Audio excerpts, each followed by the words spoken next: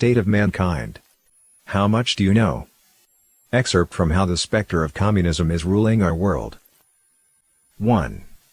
Though the communist regimes of Eastern Europe have disintegrated, the evil specter of communism hasn't disappeared.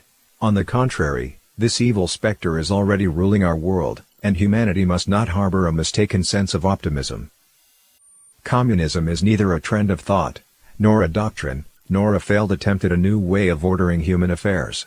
Instead, it should be understood as a devil, an evil specter forged by hate, degeneracy, and other elemental forces in the universe. It took the form of a serpent, then that of a red dragon, and it keeps company with Satan, who hates God. It exploits low-level beings and demons to wreak havoc on man.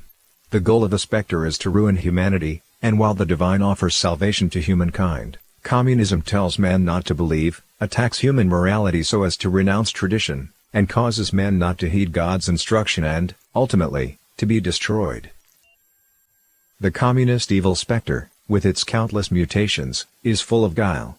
Sometimes it uses slaughter and violence to menace those who refuse to follow it. Other times, it makes recourse to the language of science and progress, offering a wonderful blueprint of the future meant to deceive followers.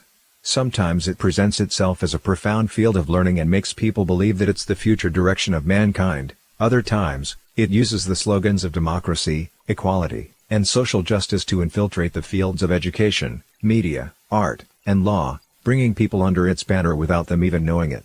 Yet, at other times, it calls itself socialism, progressivism, liberalism, neo-Marxism, and other leftist terms.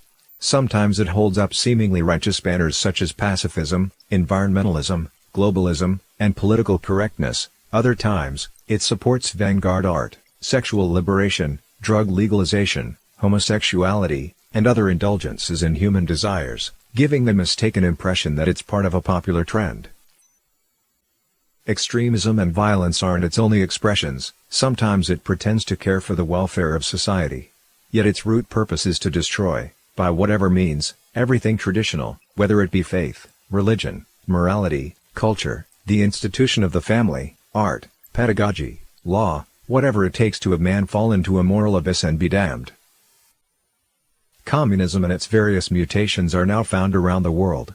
While China and Cuba publicly proclaim themselves to be led by communist regimes, even America, the leader of the free world, has fallen prey to attacks by the evil specter, not to mention Europe, which embraces socialism, and Africa and Latin America, which are enveloped in communist influence. This is the startling reality humankind now faces, that the evil specter's conspiracy to destroy humankind has almost succeeded. Humans instinctively desire to benefit themselves and flee from danger. Instinct urges them to escape from suffering, to make a name for themselves, to establish prosperous enterprises, or merely to enjoy life. It is human to have these thoughts. However, if humans distance themselves from God's, these thoughts can be latched onto and intensified by the evil specter, resulting in a person being controlled by it. The hubris of the specter's revolt against God also makes those it controls experience a sense of hubris. They then try to play God themselves through the exercise of power, capital, and knowledge, trying to rule the fates of millions and influence the course of history through social movements. Humans are created by gods and have both good and evil in their nature. If people abandon evil and promote compassion, they can return to God. What awaits on the opposite side is the devil. The choice resides solely with the individual. We have been sorry to find that many fundamentally kind-hearted people have unknowingly become agents or targets of manipulation of the communist specter, what Vladimir Lenin called useful idiots. Though society as a whole has ended up on the verge of destruction because of inducements and temptation from the specter, there are, in fact, very few people who have willingly pledged their souls to the devil and chosen to deliberately corrupt mankind. For most, the kindness innate to human nature remains, giving them an opportunity to rid themselves of the specter's influence.